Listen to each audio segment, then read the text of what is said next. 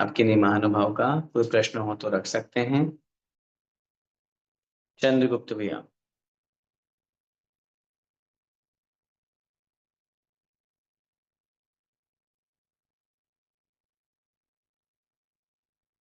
चंद्रगुप्त भैया।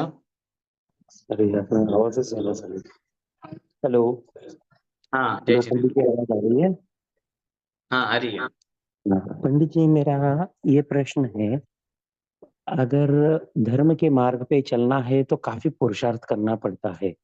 तो प्रतिमाधारी आपने प्रतिमा 1 2 3 4 12 प्रतिमा के बारे में बताया। 11। 11 प्रतिमा के बारे में बताया। तो ऐसा कुछ है कि प्रतिमा धारण करने वाला जीव उसका स्वर्ग फिक्स हो जाता है? देखिए, दो बातें आपने इस प्रश्न में कही है। सबसे पहली बात तो आपने कहा कि कोई भी अच्छा कार्य करने के लिए पुरुषार्थ करना पड़ता है।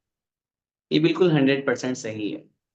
बुरा कार्य अनादिकाल से करते आ रहे हैं। हमारी आत्मा का संस्कार वैसा बना हुआ है, इसलिए बुरा कार्य करने के लिए कोई पुरुषार्थ नहीं करना पड़ता। मन अपने आप उस तरफ चला जाता है, शरीर अपने आप चला जाता है, हाथ उस तरफ अपने आप बढ़ जाएगा, आंखें अपने आप खुल जाएंगी, मुझे ये देखना है।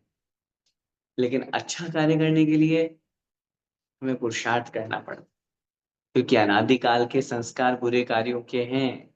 आप खुद विचार कीजिए, 24 घंटे में हम मंदिर कितनी देर के लिए जाते हैं? हम माला कितनी देर के लिए फेरते हैं? हम स्वाध्याय कितनी देर के लिए करते हैं? हम पूजन कितनी देर के लिए करते हैं? टोटल अगर मैं एवरेज लगाऊं तो 1 घंटा मैक्स टू मैक्स। ये तो ज्यादा बोल दिया मैंने, फिर भी एक मान लीजिए, उदाहरण मान लीजिए। 24 घंटे में से हम 1 घंटा धर्म ध्यान कर रहे हैं, बाकी के 23 घंटे आठ रौद्र ध्यान, संसार के काम, घर वस्तु परिग्रह मकान, व्यापार बिजनेस सर्विस, इन सब की बातें। अब वो जो 1 घंटा हम कर रहे हैं, उसमें क्या गारंटी है कि पूरा मन लग जाएगा? पुरुषार्थ पूर्वक लगाना पड़ेगा, बल पूर्वक लगाना पड़ेगा भैया। मन भागे मत, यही रहे अच्छा कार्य है। जैसा पूज्य गुरुदेव कहा करते हैं, अगर माला फेरते हैं तो लोगों को नींद आती है, माला फेरते हैं तो लोगों को नींद आती है, और यदि नोट गिनते हैं तो नींद भाग जाती है। तो भाग भैया जाती है। इसका इसका मतलब क्या है? हमारा इंटेंशन, हमारी रुचि किस में ज्यादा है? हमारी रुचि जिसमें ज्यादा होगी उसमें हमारा मन ज्यादा लगेगा। बहुत फैक्ट है। एग्जाम्पल समझिए। एग्जाम्पल, हमको कहा जाए अभी 2 घंटा स्वाध्याय करना है, आलस आएगा, सोचेंगे अरे यार, आंखें दिन बीच में 3 बार झपकी ले लेंगे। और उसी की जगह हमको कहा जाए, अरे वो बढ़िया फेमस सिंगर आ रहा है, 2 घंटे उसका बढ़िया शानदार प्रोग्राम है, कॉन्सर्ट है, जैसे चलो देखने चलते हैं। अब नींद भी आ रही होगी, थकान भी हो रही होगी, तो क्यों? इसका इंटरेस्ट है। मतलब हमारी रुचि उसमें ज्यादा है। इस एग्जाम्पल को उल्टा कीजिए। पूज्य आचार्य भगवंत को ले लो, गुरुदेव को ले लो, कोई भी साधक महान आत्माओं को ले लीजिए। उनको कहा जाए, अरे स्वाध्याय छोड़ो, क्या रखा है इसमें, चलो वो घूमने चलते हैं, चलो वो देखने चलते हैं। उनको इंटरेस्ट किस में ज्यादा है? आत्म कल्याण में, साधना में, व्रतों का पालन करने में, माला फेरने में। उनकी रुचि उसमें ज्यादा है, इसलिए उसमें उनको आनंद आ रहा है। हमारी रुचि इसमें ज्यादा है, इसलिए हमको इसमें आनंद आ रहा है। हालांकि आनंद नहीं है, लेकिन बता रहा हूं आ रहा है। तो इसलिए धर्म जो होता है वो पुरुषार्थ पूर्वक ही किया जाता है। रही बात, आपने कहा कि जो इन 11 प्रतिमाओं का पालन करता है तो क्या वो स्वर्ग जाता है? आचार्यों ने बहुत स्पष्ट कह दिया, बहुत स्पष्ट कह दिया, जो सम्यक दर्शन के साथ में होता है। अभी प्रतिमा तो 5वां गुण स्थान हो गया, अगर किसी का चौथा गुण स्थान भी है, सम्यक के साथ में वो है, तो वह जीव नियम से देव ही नहीं, स्वर्गों का देव, वैमानिक देव बनता है। नियम से। सम्यक दृष्टि कभी स्त्री पर्याय में जन्म नहीं लेता। सम्यक दृष्टि कभी मनुष्य आयु का, तिर्यंच आयु का, देव आयु नारकियों का, इनका बंद नहीं करेगा। सम्यक दृष्टि जब भी बंद करेगा, देवायु का करेगा। और ये तो प्रतिमाधारी है, तो नियम से प्रतिमाधारी देव पर्याय को प्राप्त होते हैं, ये सिद्धांत है। लेकिन ये नियम है, ये नियम पांचवें गुण स्थान की अपेक्षा। हम नहीं जान सकते कि इसका कौन सा गुण स्थान है, लेकिन अगर कोई बाहर से प्रतिमा का पालन कर रहा है और अंतरंग में उसका गुण स्थान ही नहीं है पांचवा, तो मिथ्या दृष्टि है, तो फिर भैया वो कहीं भी जा सकता है।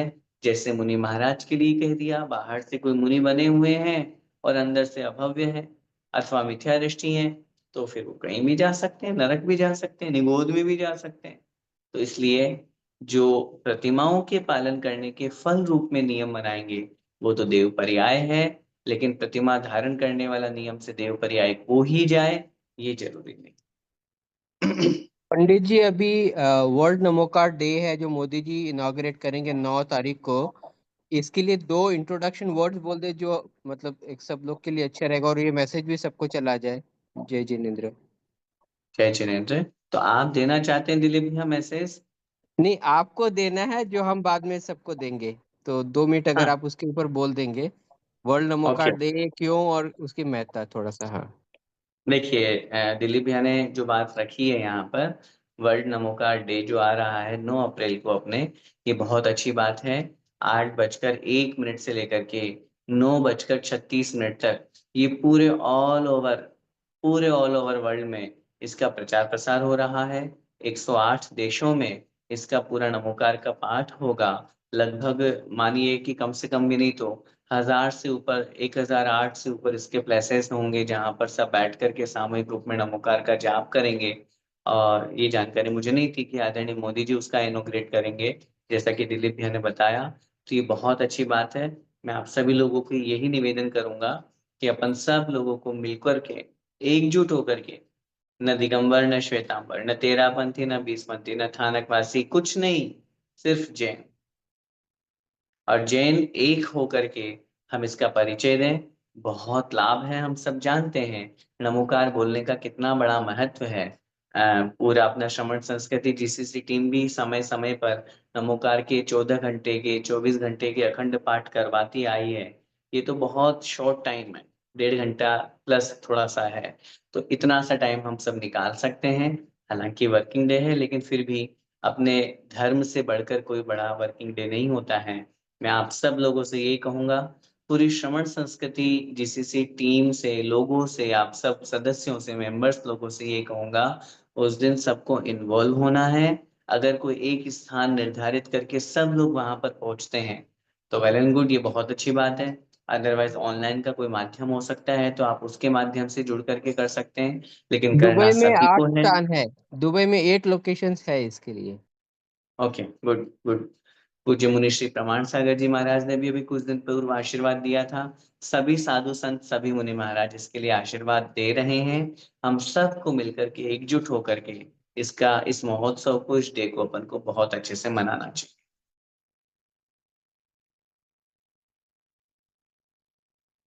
ठीक है पंडित जी, जय जिनेन्द्र। जय जिनेन्द्र दिलीप भैया। विकास भैया। पंडित जी। हाँ हाँ, चंद्रगुप्त भैया बोलिए। हाँ, पंडित जी, पहला जो प्रश्न था उसी का सिक्वल और एक था। तो सम्मेशेखर जी के बारे में ये कहा जाता है कि एक बार भाव सहित वंदे जो कोई ताही नरक पशु गति नहीं हुई। तो वो कितने हद तक सही है, और ये कौन से मुनि महाराज ने या कौन से आगम में लिखा हुआ है? देखिए, क्योंकि हमारी पहली तो बात भाव जो सहित आपने वंदना पूछी हो है चुकी है। कि कितने हद तक सही है, मैं कहूंगा 100% सही है। हम किसी की बात को झुटला क्यों है? 100% सही है।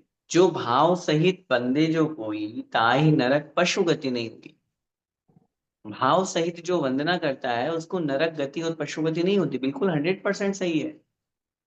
और 100% सही है। ये उस सम्मेश शिखर जी की वंदना का महत्व है, सम्मेश शिखर जी की वंदना का फल है। और उस महत्व और इम्पोर्टेंस के कारण से ऐसा कथन वहां पर किया गया है। रही बात नियम बनाने वाली, देखिए सिद्धांत और नियम अलग चीज हुआ करती है। और जब हम कोई पूजा स्तुति पाठ आदि करते हैं, व्रत आदि का पालन करते हैं, उसका फल मिलना अलग चीज होता है। जस्ट एग्जाम्पल समझ, आपने पढ़ा होगा, पहले भी मैंने बताया था, दो सखियां थी, एक ने बड़े भक्ति भाव से एक मुनि महाराज को आहार दिया। संयोग से वो रिद्धिधारी मुनि महाराज थे, शायद ये पाठ आया भी था, और पंचाश्चर्य की बरसात हुई। दूसरी जो उसकी फ्रेंड थी, बगल में रहती थी, वो तो बड़ी अमीर हो गई थी पहली वाली, तो उसने कहा भाई ऐसा ऐसा कैसे हुआ, तो उसने सहजता में बता दिया भाई हमारे यहाँ मुनि महाराज आए थे और मैंने उनको आहार दिया तो ये सब रत्न वृष्टि वगैरह हुई। उसने भी चौका लगाया, उसने भी मुनि महाराज को प्रणाम किया, संयोग से रिद्धिधारी मुनि महाराज थे, उसने आहार दिया। आहार दे रही थी और ऊपर देख रही थी कब्र से। अब दोनों की क्रिया समान है कि नहीं चंद्रगुप्त भैया? करेक्ट करेक्ट, एकदम दोनों आहार करेक्ट। दान दे रही है, लेकिन एक हाँ के यहाँ रत्न बरस रहे हैं, एक के यहाँ मुनि महाराज के हाथों में फफोले बरस रहे हैं। उसको पाप लगा, उसको दोष लगा। भाव सहित इसीलिए शब्द का प्रयोग किया है। जो खेलने कूदने मटर गश्ती करने फोटो खिंचवाने सेल्फी खिंचवाने खाने पीने मौज मस्ती करने वीडियोग्राफी करने, और कुछ बाकी रह गया हो तो बोल दो इसके लिए जाते हैं, उनके लिए नरक और तिर्यंत के द्वार खुले हैं, खुले रहेंगे। और जिनके अंदर श्रद्धा भक्ति है, विश्वास के साथ में श्रद्धा के साथ में, नहीं ये निर्वाण भूमि है, सिद्ध क्षेत्र है, शाश्वत सिद्ध क्षेत्र है, यहाँ का कण कण पावन है, यहाँ के कण कण में भगवान विराजते हैं, भगवान मोक्ष गए यहाँ से। ये श्रद्धा भक्ति उसे आस्था से जोड़ती है, उसे पाप से बचाती है, उसे अनर्गल कार्यों से बचाती है, फालतू के खाने पीने से घूमने फिरने की विचारधारा से बचाती है। और वही विचारधारा वही भावना उसे पुण्य रूप होकर के स्वर्ग और मोक्ष में पहुंचाती है। तो कहने का तात्पर्य, ये वाक्य बिल्कुल सही है। कहा किनने, शास्त्रों में कहीं पढ़ने को हमारे नहीं आया, लेकिन पंडित ज्ञानत राय जी ने जो पूजा लिखी है उन्होंने ऐसा लिखा है। और मैं समझता हूँ शास्त्रों में भी निर्वाण भक्ति आदि में कहीं ना कहीं इसका उल्लेख प्राप्त हुआ होगा, मेरे ध्यान में अभी नहीं आ रहा है, लेकिन 100% होगा।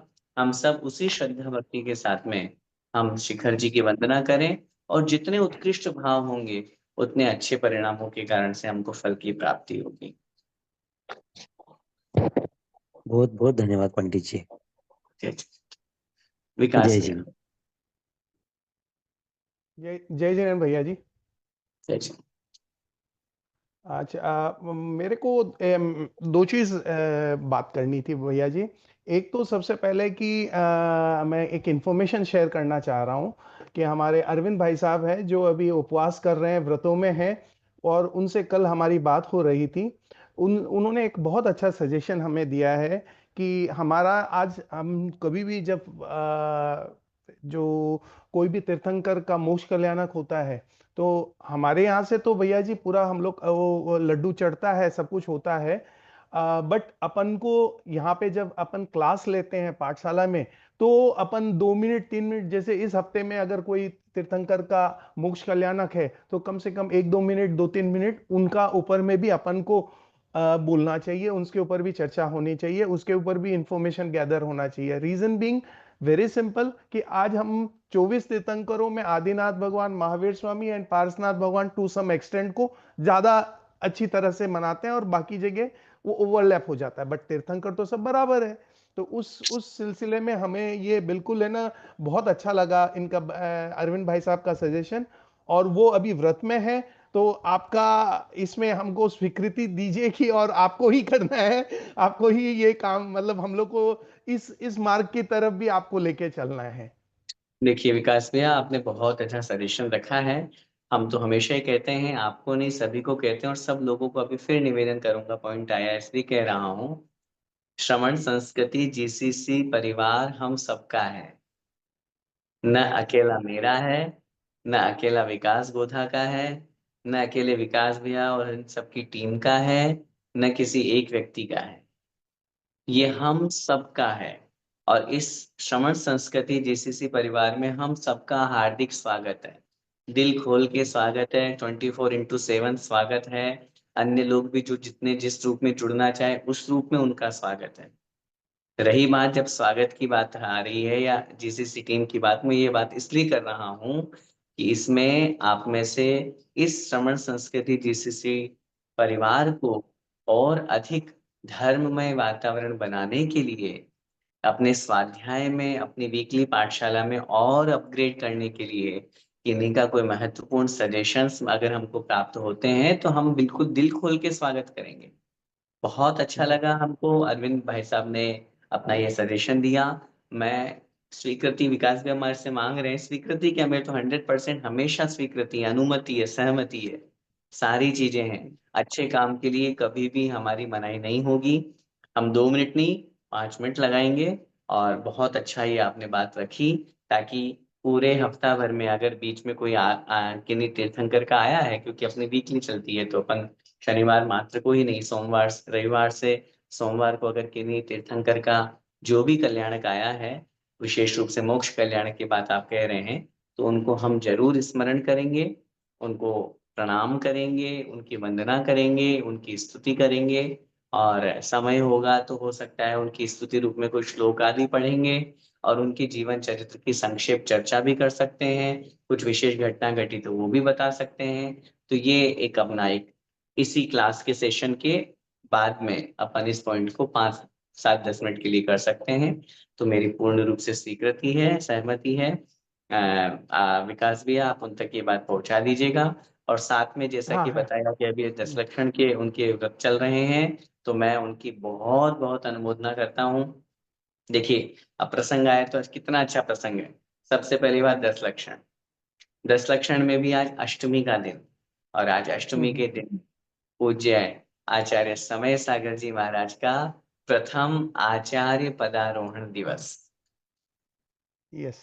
गत वर्ष इसी दिन पूज्य आचार्य भगवंत को कुंडलपुर में पूरे संघ की एक साथ सन्निधि में, बड़े बाबा के श्री चरणों में, पूरे संघ के निर्देशन में, आचार्य भगवंत के आदेश और आशीर्वाद के अनुरूप, उनकी भावना के अनुसार आचार्य पूज्य मुनि श्री निरापक श्रमण समय सागर जी महाराज को आचार्य पद पर प्रतिष्ठित किया था। हम सभी उस गौरवशाली पल के दृष्टा रहे हैं। कुछ प्रत्यक्ष दृष्टा बोलो, कुछ परोक्ष दृष्टा बोलो, लेकिन उस अच्छे पलों के हम सब दृष्टा रहे हैं। अपन सब उन पलों को याद करते हुए कुंडलपुर के बड़े बाबा और पूज्य आचार्य भगवंत समय सागर जी महाराज के श्री चरणों में बारंबार नमोस्तु करते हैं कि ऐसे जैसा जो दीपक पूज्य आचार्य भगवंत दे करके गए, आचार्य भगवंत विद्यासागर जी महाराज दे करके गए, वह दीपक बुझना नहीं चाहिए।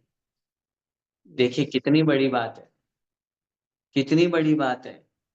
आचार्य ज्ञान सागर महाराज उम्र के उस पड़ाव में थे, उस पड़ाव में थे, और उस समय पूज्य आचार्य भगवंत उनके चरणों में पहुंचे ब्रह्मचारी की अवस्था में, और वो सारी की सारी व्यवस्था, उस बुझते हुए दीपक को उन्होंने जो प्रज्वलित किया, लाखों करोड़ों अरबों खरबों दीपक जला दिया आचार्य भगवंत विद्यासागर जी महाराज ने। लेकिन चूंकि सृष्टि का नियम है, सबको जाना है, चाहे हम हो चाहे आप हो, सबको जाना है। आचार्य भगवंत भले ही हमारे बीच से चले गए, लेकिन एक ऐसा अनोखा दीपक देकर के चले गए जो आज भी उनके समान इस जगत को प्रकाशित कर रहा है। आचार्य ज्ञान सागर महाराज, आचार्य समय सागर महाराज के रूप। और आचार्य समय सागर महाराज यूं मान लीजिए बिल्कुल आचार्य श्री की टू कॉपी है। अभी संयोग से 31 और 1 तारीख को पूज्य कुंडलपुर में बड़े बाबा के श्री चरणों में जाने का अवसर मिला। आचार्य समय सागर महाराज और पूरे संघ के दर्शन का लाभ हुआ। उसके बाद बहुरी बंद में पूज्य गुरुदेव सुधा सागर जी के चरणों में भी पहुंचे थे। बिल्कुल आचार्य समय सागर जी महाराज को हमने देखा, बिल्कुल आचार्य श्री की कॉपी, न देखना न कुछ बातें जीते, बस जैसा उनकी चर्या थी। तो हम सब सौभाग्यशाली हैं।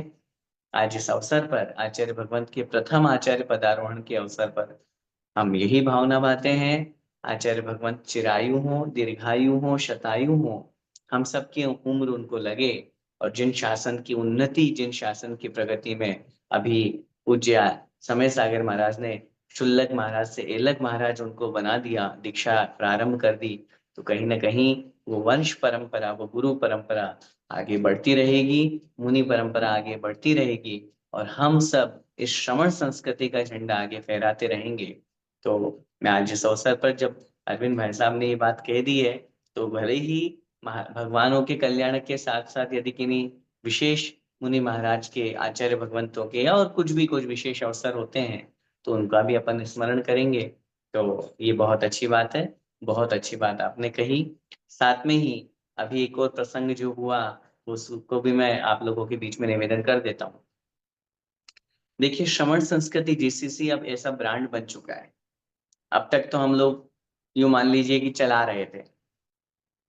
मैं बहुत स्पष्ट कहना चाहूंगा, अब तक तो हम लोग यूं माने शुरुआत जब की थी, जैसे मुझे अच्छी तरह से याद है, पूज्य गुरुदेव सुधासागर महाराज कहते हैं कि जब हमने संस्थान हमारा सांगानेर का शुरू किया था तब ऐसा कुछ नहीं सोचा था, लेकिन उनका आशीर्वाद इस तरह से फला कि आज क्या प्रगति उन्नति हुई है। हजारों विद्वान पढ़ के जा रहे हैं और धर्म की प्रभावना समाज में कर रहे हैं।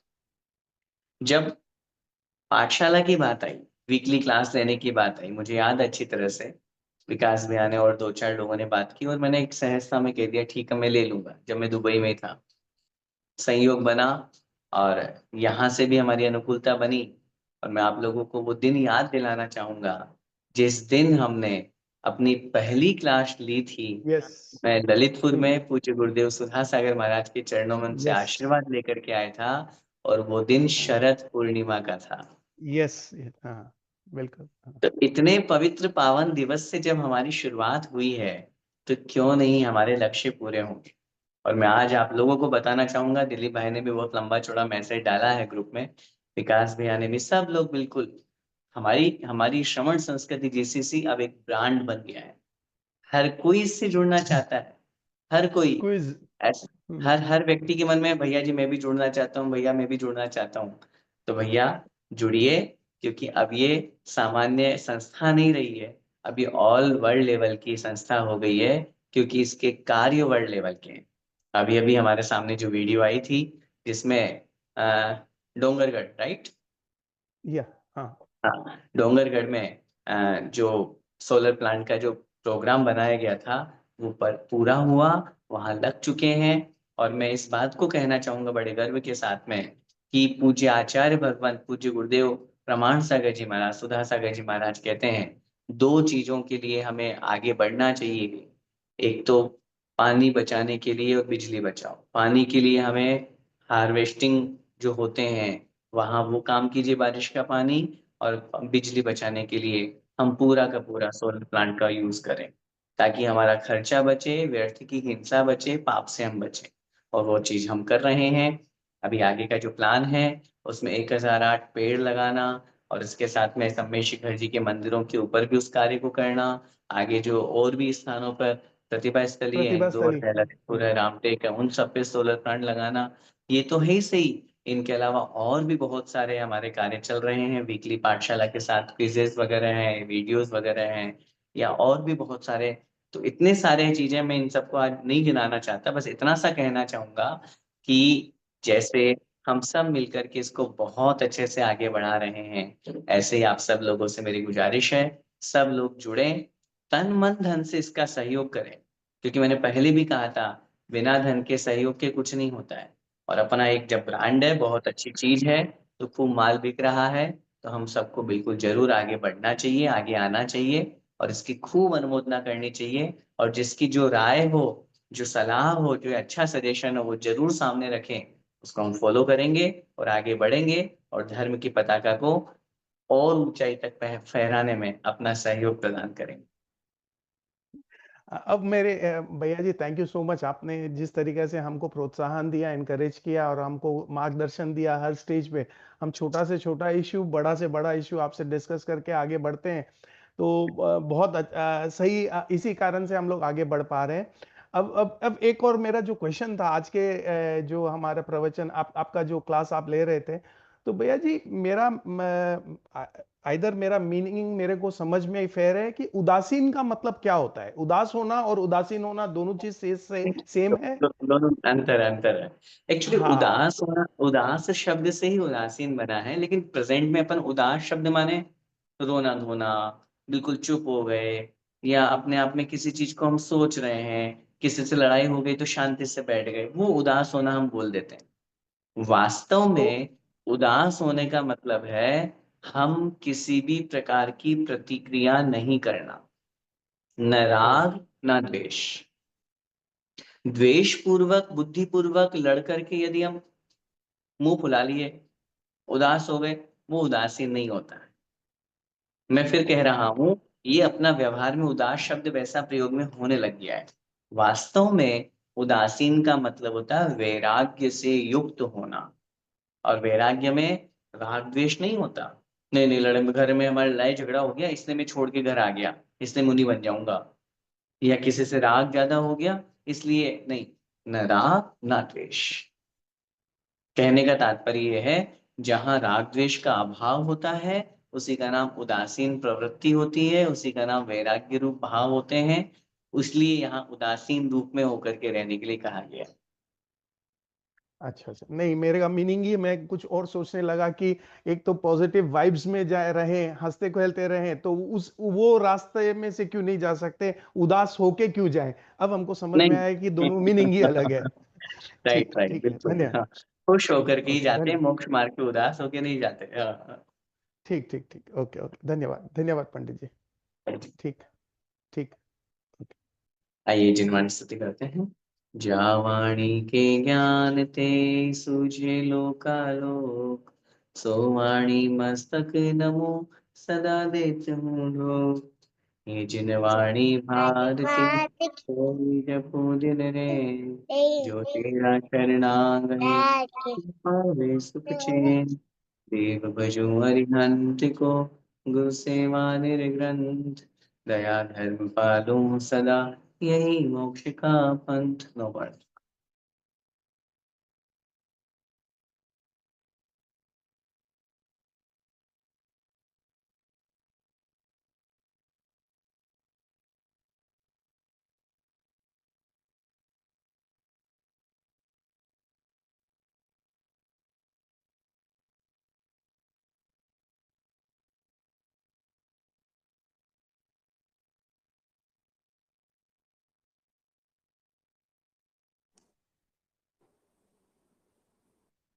बोले द्वादशांग में जिनवाणी माता की जय। संत शिरोमणि आचार्य भगवान श्री विद्यासागर जी महामुनिराज की जय। जय परम जय पूज्य जय गुरुदेव निर्यापक श्रमण मुनि पुंगव श्री सुधा सागर जी महाराज की जय। जय अभिनव आचार्य जय श्री समय सागर जी महाराज की जय जय। जय समय जय सागर जी आचार्य भगवंत के प्रथम आचार्य पदारोहण दिवस की जय। जय अतः जय जी उपस्थित समस्त महामुनि राजों की जय। जय दस लक्षण जय महापर्व की जय। जय उत्तम जय शौच जय धर्म की जय। जय सभी को जय जिनेन्द्र। जय जिनेन्द्र। जय जिनेन्द्र।